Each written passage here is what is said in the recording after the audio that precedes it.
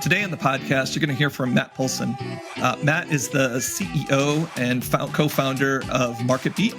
MarketBeat is an extremely successful business in Sioux Falls, over $25 million and 13 employees. I think those margins everybody would love. But not only that, he's a husband and father. He's done a bunch of stuff in the entrepreneurial space, an author of 6 books. He has a couple of different investment vehicles that are kind of interesting we talk about. He does real estate development, and he's a community leader, all in the span of 37 years old. So I'm super excited to bring you this conversation with Matt Paulson. All right. Well, thanks again, Matt, for taking the time. I'm really excited to talk with you. You've got a lot of things that you've been doing in your life, whether it's being husband, father, entrepreneur, author of a bunch of different books, investment company, community leader. There's a lot to get through. So I appreciate you taking the time to talk through this. No, absolutely happy to be here. Love to talk about kind of the entrepreneurial story and what's worked for me and what's not. And I think we'll have a good conversation today. Good. Well, good. Well, let's start off your kind of maybe definition of entrepreneurship. I think I pulled something offline that you said entrepreneurship is the act of making stuff up and then making it real. And I completely agree. I mean, I think ideas are a dime a dozen, but execution of an idea is much harder. So maybe elaborate a little bit on, just taking an idea and turning it into something. Yeah, I think there's this idea of kind of fake it till you make it that's kind of very prevalent on the internet of people where it's people kind of present themselves as being more successful than they actually are. And I think sometimes that phrase gets a little bit of a bad rap because in reality, we're all kind of just trying to make something that doesn't exist. And whether you're faking it or not, like up front, like you still have to make it real. You have to build something that doesn't exist. And, hopefully the thing that you think of that you're creating works. And if it doesn't, you try again, then you try again, then you try again, then you try again. And hopefully you'll land on something that makes some money for somebody. Yeah, and I think sometimes we sell the future a little bit in that, right? I mean, I think that's part of an entrepreneurial role in some of that. But I think it's not only that. You had another quote in here that I thought was interesting, just talking about how the secrets of success aren't just about working hard. You talk about leverage, you talk about luck. And so I think there's a lot of people that are willing to work, I think, but I think there's some elements that are beyond just working hard. So maybe you could talk a little bit about that, because I think you had a post on this that I thought was kind of interesting. Mm-hmm. Yeah. So like I think of my father, he was a police officer. He worked for 25 years, retired, and he worked hard, like overnights, patrol shifts, 911 calls, like all that stuff. That was not easy work. But that like hard work alone is like not enough to get what you outsized financial results. Like you need some other factors too. Like hard work and time is not enough. You need to do something where you have some leverage, where you're getting more output than you are putting in. Like I know that if it's just me, I can get to a certain level of success. But if I have a team of 30 people behind me, maybe I'm still only putting 40 hours a week myself, but there's 30 other people putting in 40 hours a week too. So I'm getting 1,200 hours a week worth of work instead of just 40.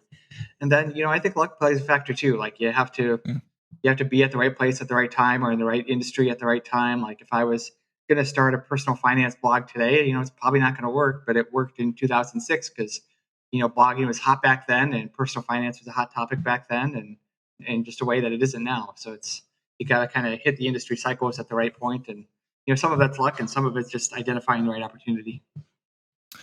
So I wonder if you agree with me. Like, I got a lot of people that ask me about, they're starting out, maybe they're an entrepreneur or they're just aggressive about their careers, and they're just struggling to figure out how to put the pieces together. And I think I always kind of describe it as, are there 2 or 3 things that you do that when you overlap the Venn diagram of those things, you're kind of uniquely place to do that, right? I'm not the smartest guy in the world. I'm not working the hardest, but maybe I got some domain expertise. Maybe I'm decent at communication. Maybe you're good about putting people together and selling a vision. Once you look at like the conflicts of all of those things, then it starts to get interesting and something that you could leverage against other people. Does that kind of fit with what you're saying, or is that different? Yeah, I think we all kind of have some superpowers or just things that we're better at than other people. And we really need to start businesses that kind of are in alignment with what our superpowers are. Like I would not be a good person that has to go do door to like person-to-person sales every day. Like I would not be successful in that role, so I didn't start that business. But maybe you are that person where you are gifted in just talking to everybody about anything, and like maybe you should go start a business where there is a lot of person-to-person sales. Yeah. And so what would you say, just to put you on the spot, like what are your superpowers? What would you say like you do better than 99% of the population? A few different things. One, I'm really good at identifying kind of what the next opportunity is to grow something. So I can take a look at a business and say, I think you should go do this, this, and this. And I've had a pretty good track record of identifying what the next steps are, both in my own business, but in other people's as well. Two, I'm really good at using software to automate things. Like one of my claims to fame is I was the first person to create automated financial content using structured data in like 2010. And then the AP started using that tech in 2013, and now it's still kind of around, but um, not to the prevalence that it was, because Google does not like that kind of content anymore. Yeah. Okay, well, good. I appreciate that. Yeah. Anything else you add or no? Very much a data guy, looking at numbers every day, looking at trends, and then just kind of using the trends to identify action items as well. And So analytical. also I'm willing to outwork. Yeah, and then I think I'm willing to outwork everybody and do it for a very long period of time as well. Like, I've been doing this for 17 years, haven't ever quit, given up, anything like that. That's good. Longevity. That is good.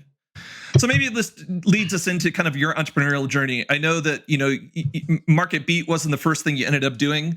And just listening to some of the stuff that you've done, you had a bunch of side hustles and a full-time job. And so maybe talk about kind of your journey. I think, you've definitely had an entrepreneurial bent, even from a very early age, that you've basically curated and probably gotten better over time.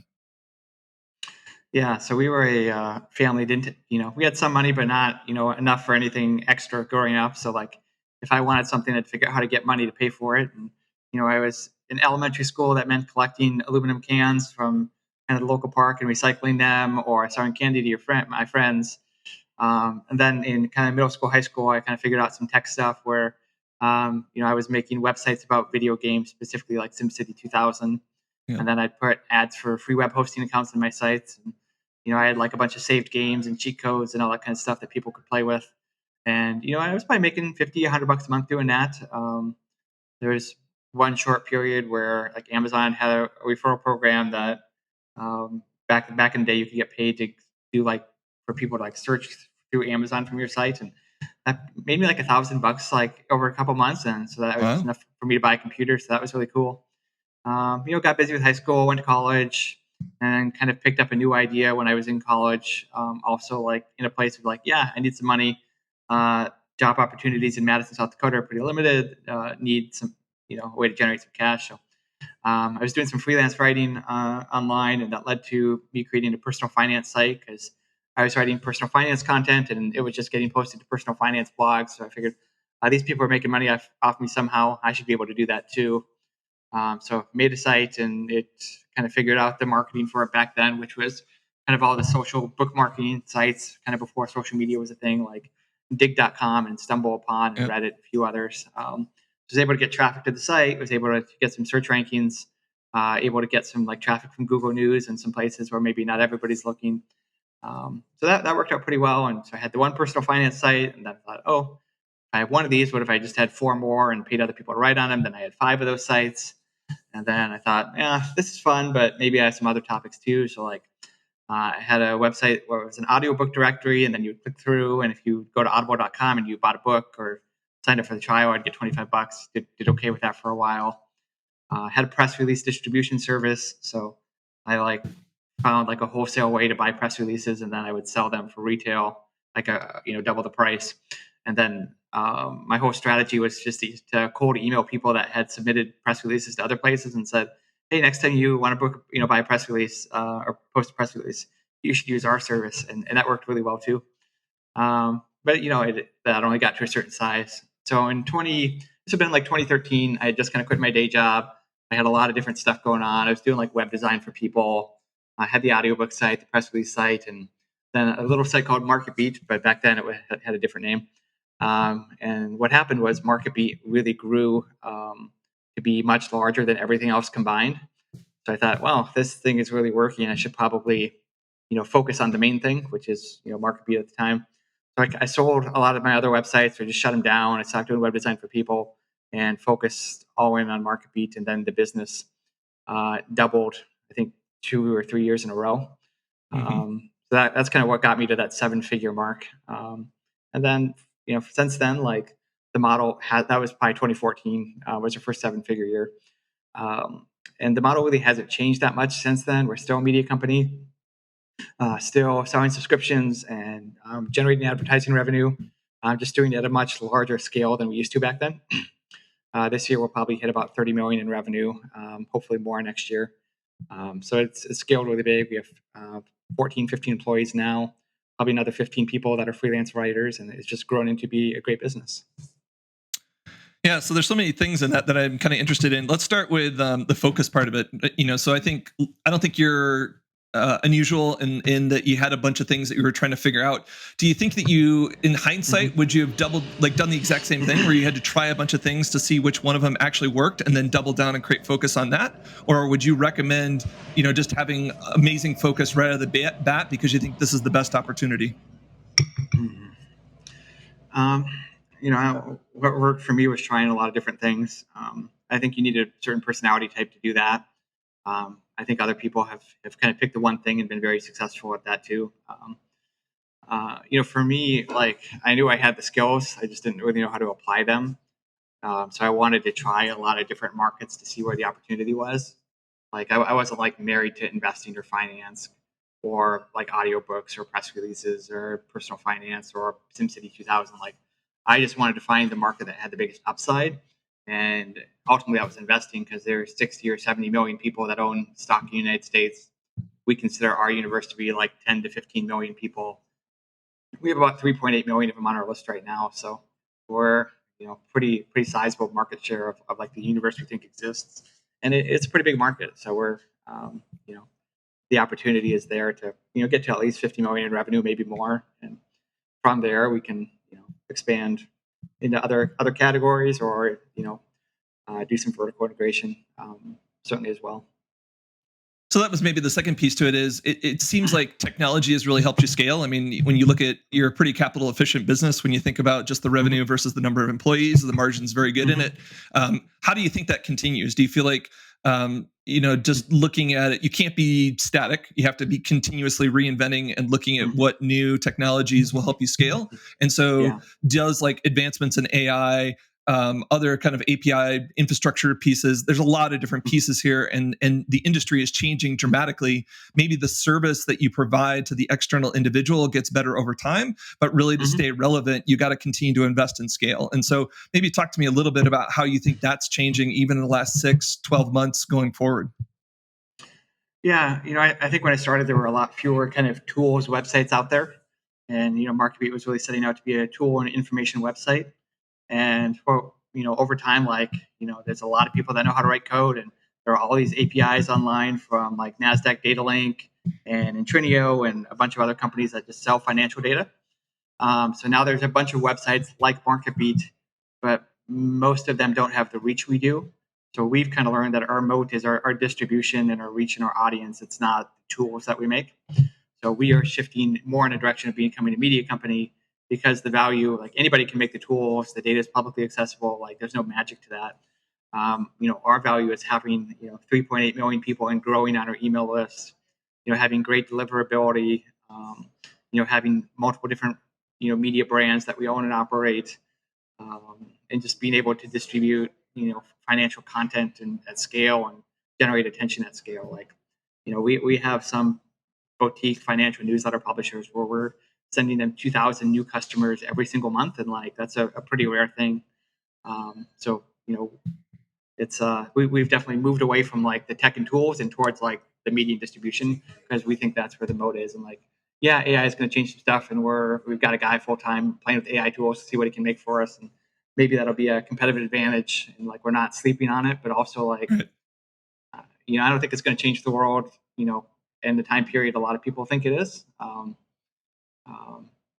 I think the world 5 years from now looks a lot like it does today. That's interesting. I guess I have maybe a slightly different view on it. I think that some of the productivity gains, at least in the short term, as they embed a lot of these things, I do think that if people, especially young people, aren't using some of these tools, I think the expectations from a productivity standpoint are going to continue to go up. If you look at young people getting into the industry, if they're not leveraging these as part of their workflow and almost all of their different types of roles, from finance to marketing to writing, copy editing. I mean, some industries may be more impacted than others, but it'll be interesting to see how an impact, and if over a long term period of time it does have some GDP impact on productivity, we'll see. Yeah, sure. I guess one of the things that you don't really I think you're underselling a little bit was in college you leveraged a ton of investment in just technical skills. So not only did you get a computer science degree, but you've really focused on email marketing and learning something about that in a pretty early stage of development. That was in SEO, SEM, like the precursor to the success and the tinkering and the experimentation that you had started there. Like, would you agree with that? Yeah, I mean, to make it work, you had to learn a lot of different skills, and there weren't many people, like there wasn't anybody that I could lean on as a mentor. So most of the mentorship that I got was from listening to podcasts and reading stuff online, and like there's a site called ProBlogger. I learned a lot from there. There is a podcast back in the day called Internet Business Mastery, and like that's where I really started to understand like how subscription and information and advertising businesses work and audience-based businesses work. Like, that is really kind of one of the things that pushed me to really understand the business I was trying to build, like to have a model in different categories that I could base it off of. So how do you think that this worked? I mean, you said you didn't have a lot of mentors in your life that were entrepreneurs that you could kind of look up to, other than maybe personal figures, professional figures. What got you to kind of say, "Hey, look, why I want to be an entrepreneur"? Did you have a disdain for authority? Did you always want to do your own thing? Like, I mean, I think entrepreneurs all come with kind of a set of directional aspirations. But I'm curious about how you got into it. Yeah. I mean, for me, I think a lot of it was just pursuing what I thought the best opportunity was. It's not that I hate authority or don't want a full time job, because I work a full time job now. It's really more like I'm very much an opportunist, and like I saw the opportunity, like I could go make $15 an hour doing this, or I could go work on my thing that's already making me 4 or 5 grand a month. It's like, well, obviously I'm going to go do that. Yeah. Um, Okay, well that's good. I mean, I just think for some people it's a switch, right? Because one day you weren't making $4,000 or $5,000 a month, right? So one day you're making zero, and the $15 an hour is something, and you have to make that jump. And I think sometimes for entrepreneurs that's super hard to go.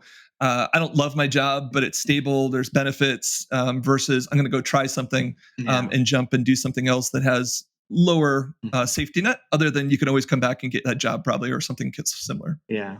Well, I mean, it helped that I started at a time when I, wasn't married, had no kids. Yeah. Had to pay tuition, which, I worked to pay for. But beyond that, like my expenses were so minimal, and like the risk was so minimal. It was like so much easier to start it then than it would be today.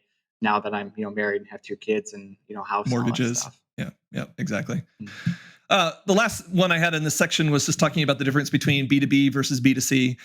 You've definitely stated before you have a preference for kind of the B2B or the B2C model. So maybe just talk a little bit about that. I mean, you feel like you've got a formula that you know how it works, and it, regardless of kind of product or offering, you feel like the tools that you have and the comfort level you have with the tools allow you to just scale that really quickly and obviously capitally efficient.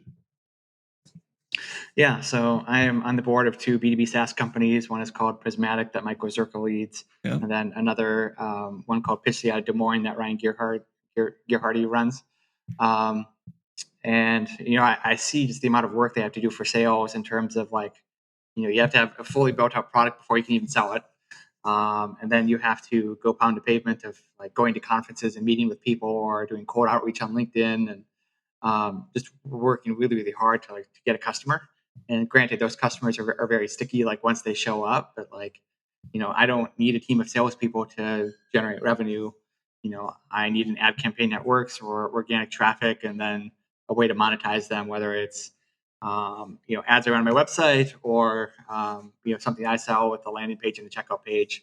I just feel like the conversion cycle of like getting somebody in your universe to them generating money is just so much quicker. And like, yeah, I might be getting a $2 ad click, but like, if I set up an ad campaign and get traffic that day, I know if I'm making money that day versus like, a SaaS product, you might spend 6 to 12 months building it, and then you might go try to sell it only to find out that you've built maybe not the quite right solution. So it's a very different game.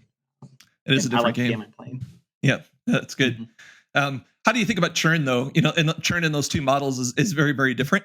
And so, I mean, that's kind of a key piece to it. Enterprise, you hope that if you have the right solution, the right price point, then it's way stickier. Whereas in some of the B2C models, you can definitely have a fair more churn if it's not a sticky offering. Mm-hmm. Yeah, I mean, I think like we've been paying SendGrid for 10 years plus, and we're happy to pay them every month. And it's enterprise kind of software we're playing. Like, the SaaS, churn rate is just very, very minimal compared to like what I deal with. Where, if you have an email list and you send out an email every day, like 5% of the people are going to unsubscribe every month, no matter what you send. And like, that's fine. But that also means if I have 4 million people on my list, 200,000 of them are going to unsubscribe every month. Just by sending email. So that means I have to get 200,000 new email signups every month to break even. And like, I know how to play that game, but it's a very different thing. It is. Okay, well, let's pivot to like the next section I had, which is really talking about your kind of investment strategy and stuff. You have kind of two areas that I think you spend a fair amount of time with, both the Falls Angel investment group, which Black Hills is kind of part of this whole affiliate as well. And then, recently you've launched Homegrown, which is kind of targeted, and you can correct me if I'm wrong, kind of Series A.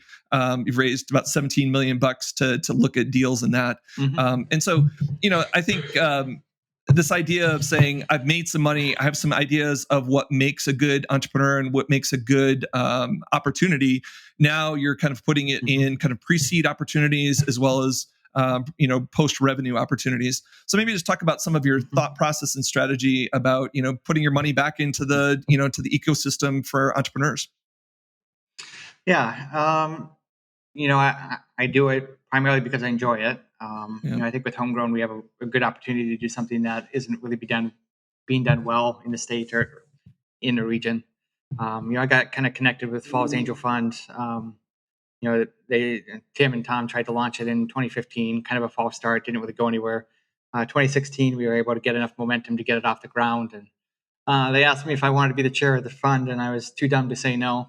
So I got to learn, a lot in a short period of time about like what makes for a good deal, and really how high that bar is for a company to be investable. And I thought it was maybe at one level, but it turned out to be at 2 or 3 times that level, and that means you probably have to say no to the vast majority of the deals that you see, and just do a ton of diligence and like recognize really recognize success when you see it, and really you're looking for somebody kind of I don't want to say somebody like myself, but somebody who is like has some traction, like they've got some customers already, they take advice, they're really ambitious, and like they're going to be successful whether they take your money or not, and like that's really the standard. I think you got to look for.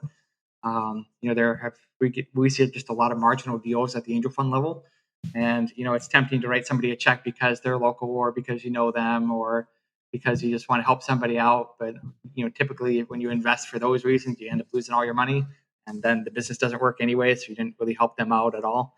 So you kind of have to develop a thick skin when you're playing this game. But ultimately you do find the Michael Zerkers of the world, or the Eric McDonalds, or people that are really going to do well, and then you can feel really good that you helped somebody be really successful, even though there was a lot of mud to wade through to get there. Yeah, a couple things in this one. I mean, I think I'm involved in the Black Hills Angel Fund, and I think we've struggled with a couple of different things. I mean, and I'm interested if you are too. I think one of them is it's a volunteer organization, so the amount of diligence we do maybe varies, and I think we've tried to create more of a consistent process. Sometimes that works, sometimes that doesn't. You have diligence teams that maybe do it in different levels. Next one is valuation. I think we've done some deals in kind of fund one and fund two that have worked out okay, but because the valuation was higher, the multiple and the return back to the fund wasn't as higher. And so I see a tendency now to grind some of the entrepreneurs down as low as they can get them for valuation so that there's some upside in it. And this really leads to, these funds don't continue to go if there's not a fair amount of success in them, and they take a long time, right? 7 to 10 years to see some of this through. Where so I'm just curious on the dynamics of that, if those are things, and even deal flow. That maybe that's the last time I'd say. We've seen deal flow probably less this fund than we had in kind of fund 1 and 2 in the Black Hills. And so, take any of those topics that you think is interesting to talk through. Yeah, I think a lot of what we learned from Falls Angel Fund is kind of what led to Homegrown as a model. Like, we are all volunteers. So let's say I invest $50,000 in Falls Angel Fund, and that's split up between 10 deals. How much due diligence am I really going to do in a $5,000 investment? Yeah. The answer for me and basically everyone else in the fund is really not that much. So that's kind of led us to maybe sell ourselves short on doing DD. Which is kind of, I don't want to say a flaw in the model, but it's you're going to struggle to be successful if you're not doing more due diligence than the angel funds are right now. And there's deals that we did through Fund 1 and Fund 2 and Fund 3 even. And I think if I had dug into a little bit more, we had just spent more time on it, we would have not invested when we did invest, and that would have saved us from some losses. So there's that. The other thing that we do struggle with this deal flow. Like, we had to cancel our September meeting because we didn't have any plausible companies to pitch. So that's why with Homegrown, we're taking a little bit broader of a perspective of, some more estates and a broader regional focus. And we've also found that some people want to write a check to participate in the angel funds, but they don't necessarily want to show up to the meetings and vote. They just like the idea of investing kind of locally.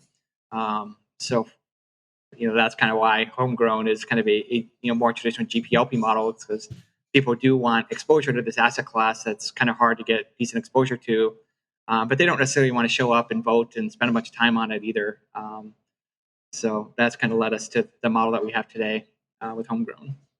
So maybe talk a little bit more about that. I mean, that's like you've said, it's definitely companies that have more traction, and you can see it. There's revenue, their customers, they have a go-to-market strategy. You have a couple of areas of focus that I'll let you kind of dive into, and then a much more regional kind of interest in not just South Dakota, but you're doing stuff in kind of the regional states. Yeah, so Homegrown, we raised $17.2 million for our first fund. Lots of individual investors, and then we've got some amount of money that I can't disclose in the North Dakota Growth Fund to help with the fund as well. So, we have a kind of an 8-state focus of the Dakotas, Nebraska, Iowa, Minnesota, Montana, Wyoming, and Colorado. So it's kind of the, we don't really want to look at California companies because I know if they're coming to me, they've probably been turned down 10 times, locally before they got to me. So it's that's probably not within our wheelhouse. And then we really wanted to focus in on some different kind of interest areas. And we do have some flexibility to stray from them a little bit, but, we're interested in B2B SaaS. We're interested in ag tech because there's a lot of around here. And then we're interested in Fintech because, Sioux Falls is kind of a Fintech hub in a way. So kind of those 3 categories, we're really looking at the kind of C to Series A range, post-revenue companies. So our check size is typically $500,000 on the low end to $1.5 million on the high end. And, we've got, I think, let's say probably around 8 companies in the fund right now. And we've been having a lot of fun doing it. And hopefully we've made some good investments as well. And part of that, we get to be on the board of the companies that, we're on. So we get to really follow them closely and hear what's going on. And that's been a lot of fun as well. So any early insights, is just like you were talking about the angel network, you get better as you kind of do these. I mean, is there any insights there that you have that you're kind of said, hey, from the beginning of Homegrown to kind of where we are from a maturity standpoint, there's some areas that we've gotten better at? Is it diligence? Is it deal flow? Is it anything, observation or helping them from an execution standpoint? Mm-hmm. Yeah. A few things one of the things that was surprising for us is that a lot of our deal flow comes from other VC funds in the region. So Great North Labs out of Mankato, There's some groups in Nebraska that are ag tech focused, and like Tim travels for us. Like his kids are old and mostly out of high school, so like he has the ability to travel in a way that I don't. But Yeah. we've had a lot of success by being up in Fargo and in Minneapolis and in Des Moines and in Omaha, and just kind of showing up to events in person. We've gotten a lot of deal flow that way. So that's been very helpful for us. We've also kind of realized a tech company is not a tech company. It's not a tech company. Like the growth and exit path for an ag tech company is very different than B2B SaaS. Like ag tech companies can get acquired earlier if the technology is right. Where B2B SaaS companies, like they probably got to grow to 10 million in revenue before somebody wants to acquire them. So it's just kind of got to recognize. And then like fintech companies, you just need a boatload of money to get them even started. Right. Because of the regulatory stuff involved and having to get approved by a banking partner. And, so just kind of understanding like these kind of different interest areas are all very different, and treating them differently. That's been a valuable kind of learning as well. How do you think about like execution in these investments? I came from kind of an operation background at Concur, and kind of the way I had success at Concur was basically just having really well functioning teams. And so when I look at startups, that's one of the things that I probably over focus is how well can they execute. Maybe the idea is okay, but and sometimes they change, right? Like if you're a well executing company, even if your direction or your strategy is a little bit off, but you can pivot, like I feel like you can recover from a lot of things. I see a lot of companies that have the right idea, well-intended people, but they just don't execute well. They don't focus on the right things, and they don't do them well. And so I'm curious on like how is that part of your mentality and thinking about it? How do you look for that in some of your investment opportunities, or isn't that important to you? So with homegrown, we look at strictly post-revenue companies, and that probably nixes 2/3 of the ideas off the bat. We just kind of use that as a baseline filter of like, have these people actually done anything interesting? And then we're kind of looking for probably $250,000 in annual recurring revenue as a starting point, and then from there, like we also like to see kind of the growth path there. There are some SaaS companies where it's maybe they're making $1.2 million in revenue, but it's the 15-20% annual growth, and like that growth path is just not going to get you where you want to go. So you really want to see kind of have some revenue, but also like the growth that's there. You want to see kind of you want to make sure that they don't have a really high churn rate, and just that kind of the fundamentals of the business are sound in terms of like, if we pour gasoline on this and ramp up the product and wrap up ad spend, like is there an engine that's actually working here, or are we just going to cause something to blow up? So you kind of want to look at all of the different financial aspects of revenue growth. It's what is the burn rate, are customers sticking around, all that stuff, and that tells you just a lot about a company before you even know what the product is. Yep, I think it's good. Okay, well, good. I appreciate that. Maybe the next section I kind of had was just talking about being a community leader. You've been pretty public with a lot of your ideas, and just kind of how you want to see Sioux Falls in general continue to evolve. You've had some kind of pet projects as far as whether it's the ecosystem, whether it's your church, whether it's just other passion projects. But you had this idea of like, I started off as a nobody, and I wanted to be somebody in my community. And so maybe talk to me about like how you think about that. I think there's a lot of people that would love to be in your position, but again, it's the hard work to get there. And I think it's a methodical approach to what does success look like in this, and how do I be a community leader in my Sioux Falls environment?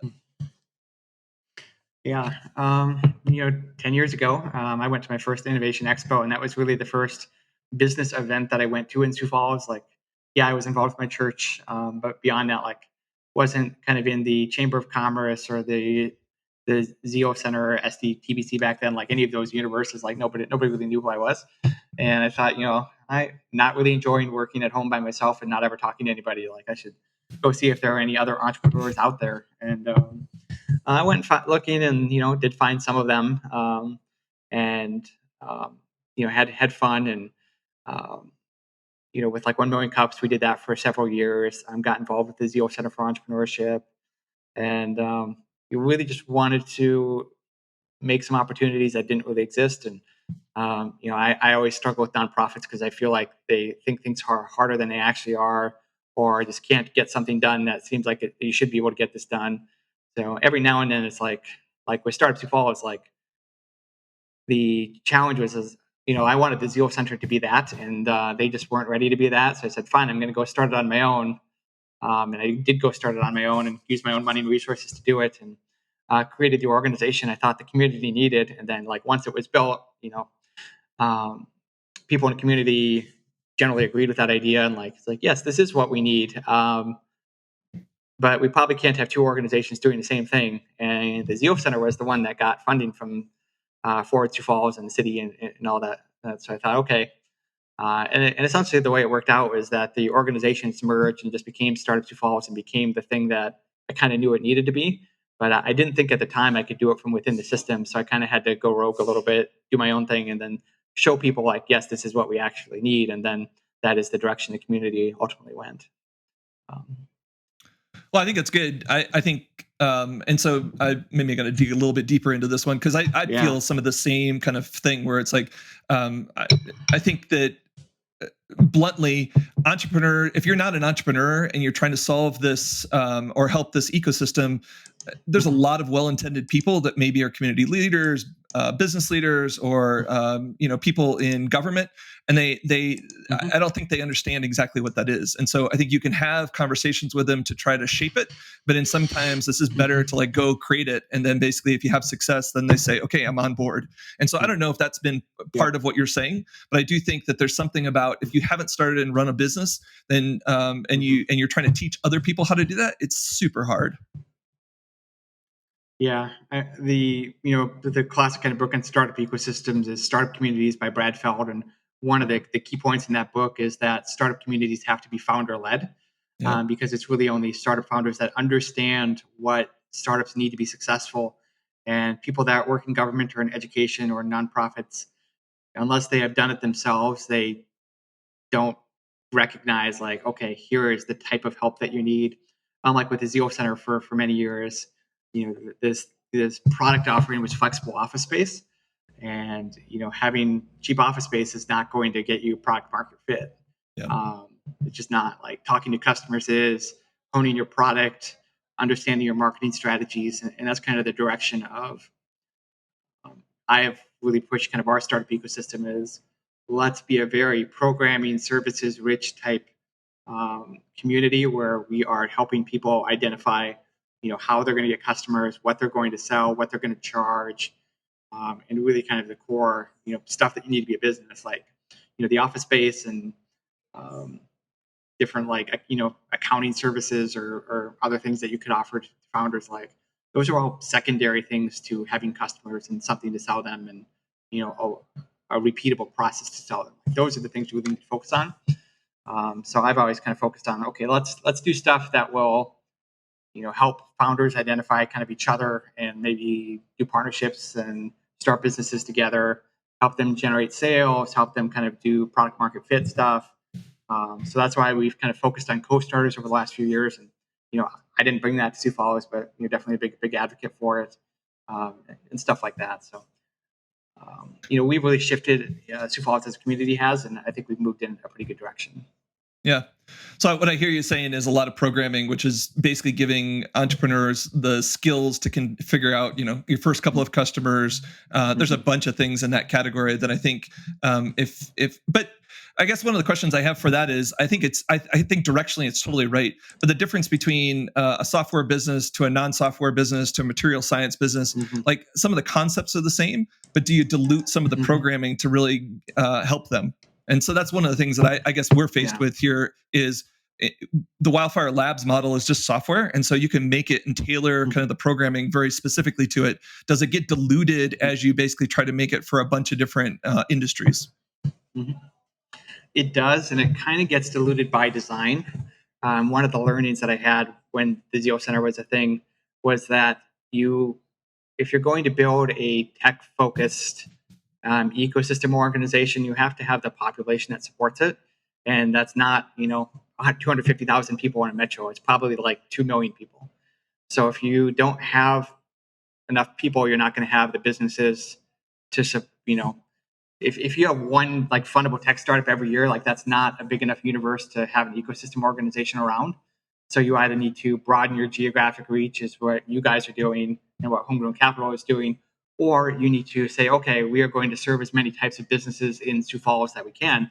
And that's what Startup Sioux Falls has chosen to do, because our business community wouldn't want to support a tech-focused startup ecosystem effort that would be hitting other communities. That's just the reality of it. So I wanted to build something that was broad enough where we could have the audience big enough, so that it would make sense to have an organization.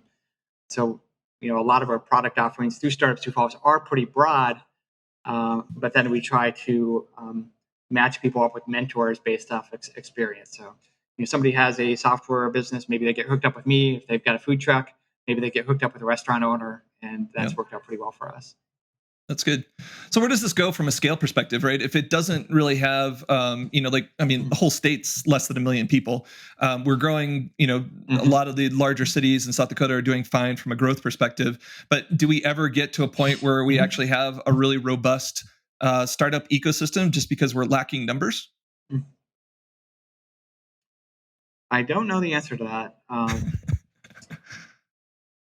Honestly, I think in the state we try to do the best with what we've got, and that's what I'm trying to do. And I think our startup ecosystem will be better off because of what I'm doing, what you're doing, and what Enterprise Institute is doing. And, we can't double the state's population overnight, but we can do what we can with what we've got, and I think we're all trying to do that. Yeah.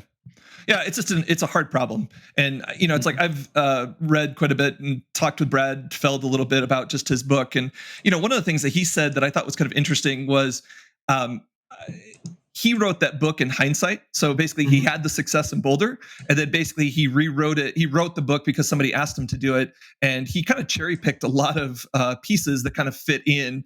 But it wasn't like looking forward, it was looking back that he wrote the book. And I think you and I are both trying to do some different things in our local communities with a different set of tools and assets, and trying to just do the best we can. And so I guess I keep coming back to it. I don't think there's any one way to do this. I think you have to leverage the assets and the skills and the entrepreneurs or the people that are willing to help out and just do the best you can. 100%. And I think the point I was going to make. I don't know. I lost it. That's okay. So is there anything else in this? Like you have a bunch of good points in here about, ecosystem stuff takes a long time.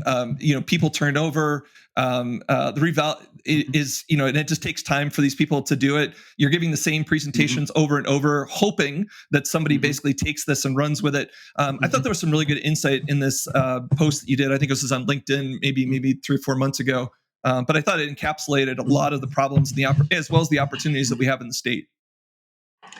Yeah, I think that maybe the thing I would add to that is you really have to take a team approach, because no matter how passionate, I might be today, am I going to still have that same passion 5 years from now? I've been on the Startup Sioux Falls board for 6 years, and I'm about to turn off. And honestly, I'm kind of ready for a break from that stuff. But thankfully, we've recruited a bunch of new board members that are going to, pick up the torch and from kind of where I'm leaving off, and kind of take it to the next level of success. And there are some guys trying to start a kind of tech-focused accelerator, not quite accelerator program, but some kind of cohort here. And they've got just more, maybe the energy and passion I did 6-7 years ago. But now I'm entering kind of the peak phase of where my career is demanding, my kids are demanding, and I just don't have the time that I did 10 years ago. But thankfully, somebody else is there to pick up the torch. And Startup Sioux Falls is backed by the Chamber and the Development Foundation. We've got a great staff and 15 board members all helping with it, and recognizing that different people are going to have different contributions at different period of time.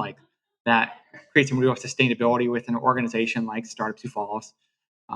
Or if it was just me doing it on the side, it would die because I get busy with something else. Yeah.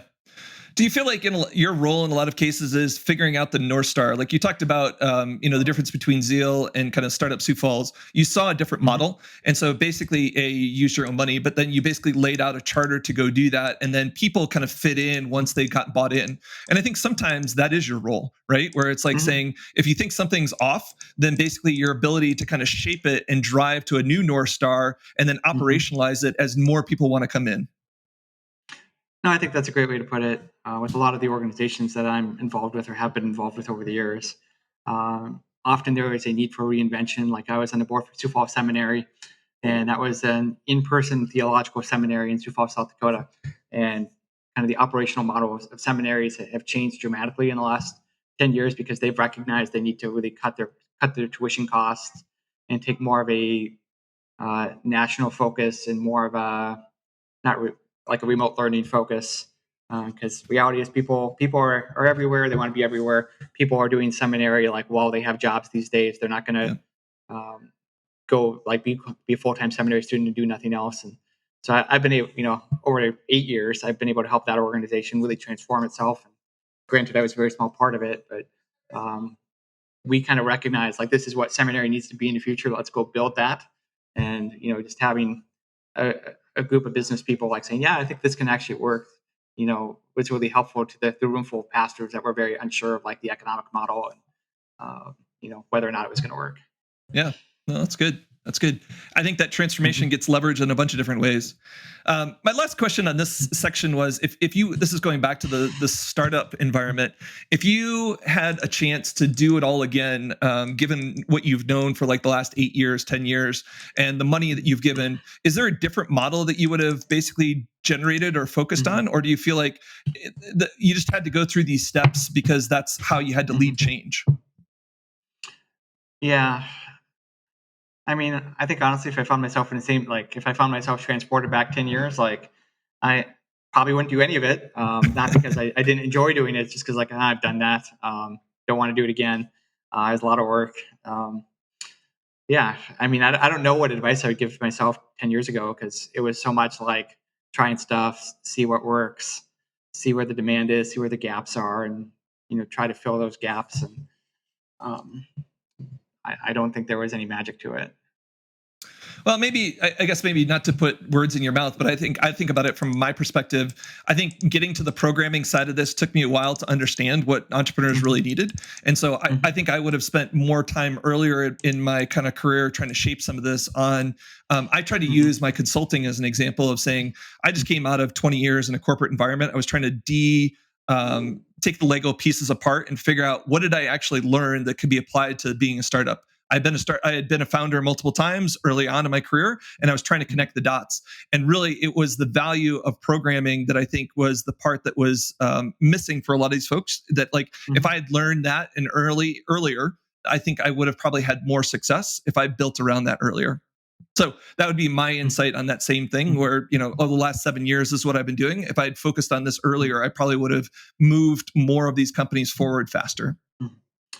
I think that's right. I think a lot of times startup ecosystem organizations can get too focused on doing lots of events, but not necessarily the right types of events and programming.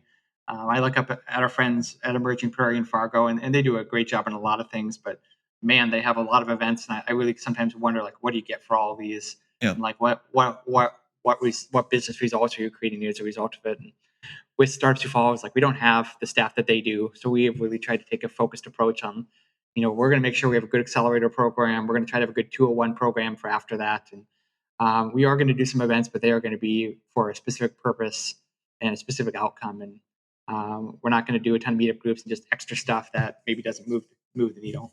Yeah. Yeah. So the next one I had on here was about just continue to learn. I'm sure you look at all the change and growth that you've had. What you've really talked about as I think a accelerator and maybe a force multiplier is your ability to focus on and learn new skills so that you can apply them to the businesses. And so as you get to the point you are in your career and you've had some success, how do you continue to learn? Like, I mean, there's a lot of resources out there. I feel like it's if you're bright and you're disciplined, there has never been a better time to be a growth learner. There just hasn't. There are so many assets online. But like for you, given all the things you have, how do you continue to think about learning? And is that important to you to continue to have the success you're having? Yeah, I think there are probably 3 different things that I can use as my continual learning mechanisms for business. One, I listen to a ton of podcasts and business podcasts. I might be subscribed to 20 at any given time. Anytime in the car, listening. Sometimes when I'm at my desk, I'm listening. Working out, I'm listening to stuff. So that's been really valuable to me. Also national conferences, some of the digital marketing stuff, but also some industry specific stuff for finance has been very valuable to me, just to have conversations with people about what's working for them, what's working for us. And that's been super valuable. And then the last thing is really studying my competitors like a hawk. I've got a list of probably 20 different sites in our space, and I go check out them every month. I go read their news section, like, okay, what new feature are you launching? What new thing are you doing? And saying, okay, we're not going to do exactly that. We're not going to copy people, but, based off what MarketBeat has today and what whoever else is like launching, like, is there something that we should change or add or improve on MarketBeat?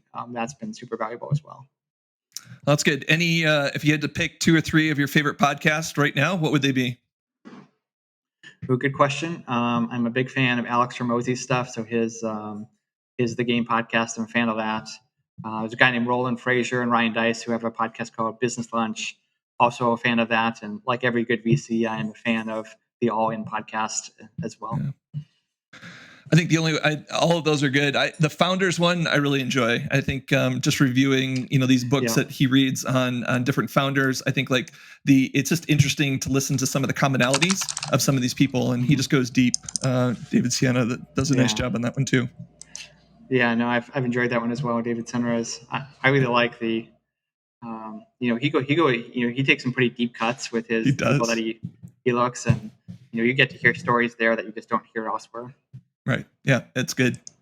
Another one of the things I thought was interesting when I was doing some research on this was just talking about your personal brand. And right, this kind of goes back to being a nobody versus being a somebody. If you had to describe kind of your personal brand for where you are today, Matt, what would that be? And why is that important? When I think of who Matt Paulson is as a personal brand, I think there's a lot of business success that is uncommon.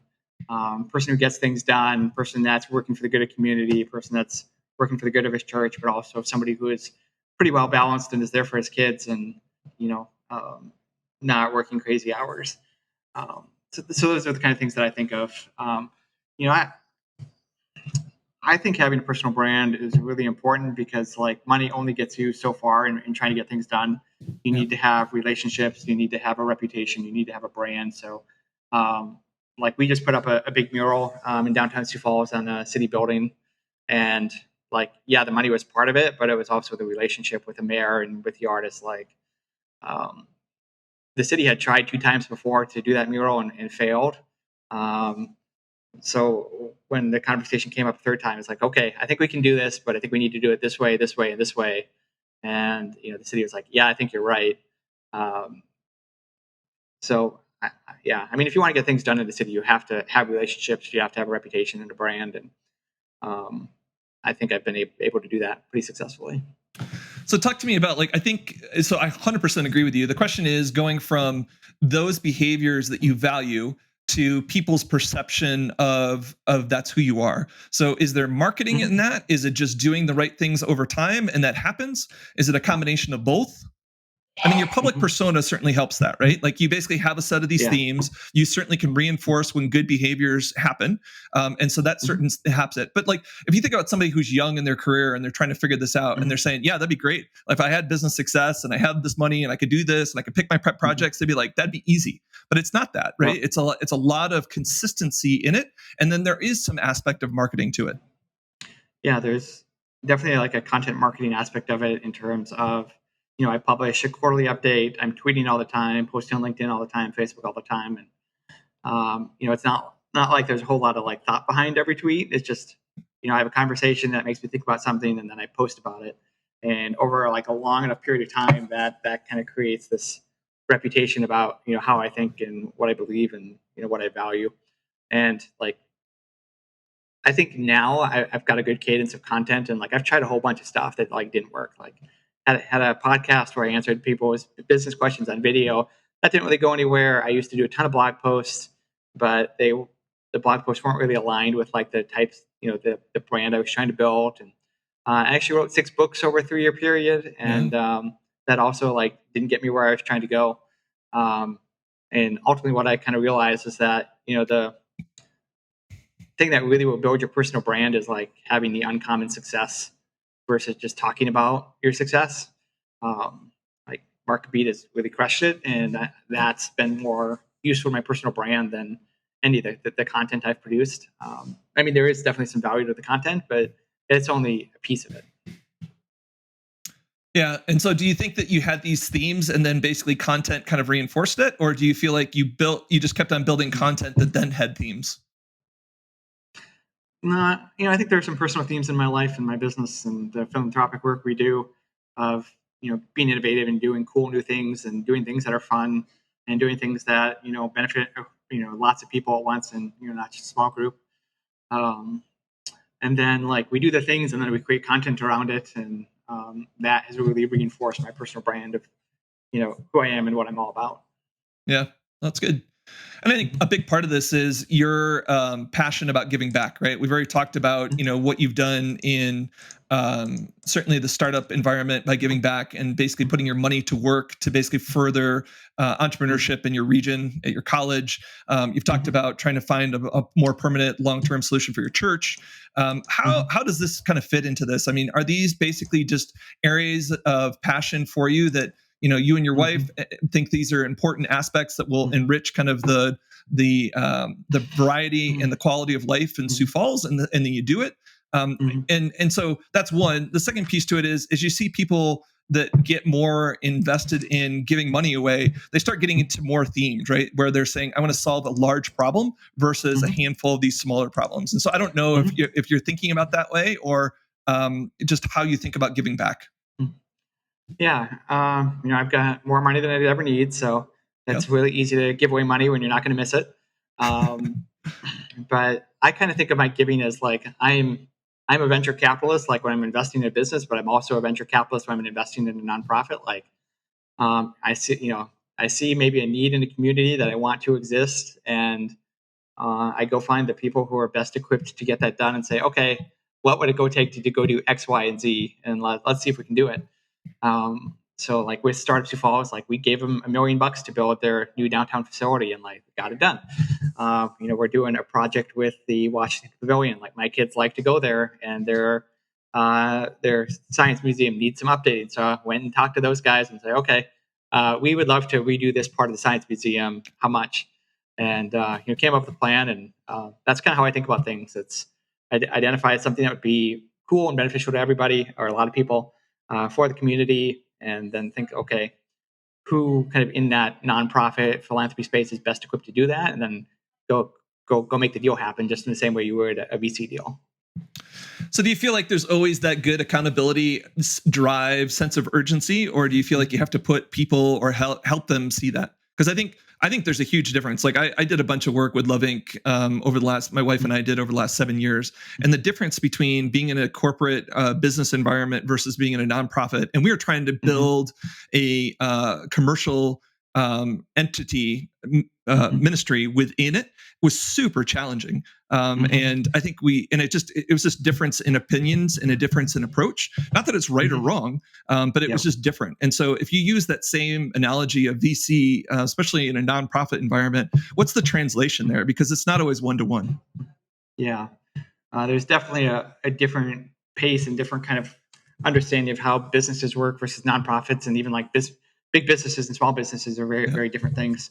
And kind of what I've realized is that, you want to be very clear about your expectations up front, of like, this is what you guys need to do. And you also don't give them all the money up front to make sure they are actually accomplishing what they're supposed to. So like with the Startup Sioux Falls deal, 30% of that money is over 4 years, and they have to hit certain milestones and do certain things to continue to receive that. And I've tried to do stuff like that more and more with our gifts. We do more gift agreements where our MarketBeat's vice president of finance, a gal named Erin, she writes gift agreements for us. So it's just very clear, like here's when you get money, and then here's what you have to do to actually get it. And typically, the first gift will be up front, but subsequent gifts will be dependent upon like performance, the nonprofit doing what they're going to do. And even like stuff with the Washington Pavilion, it was $250,000 that we gave them.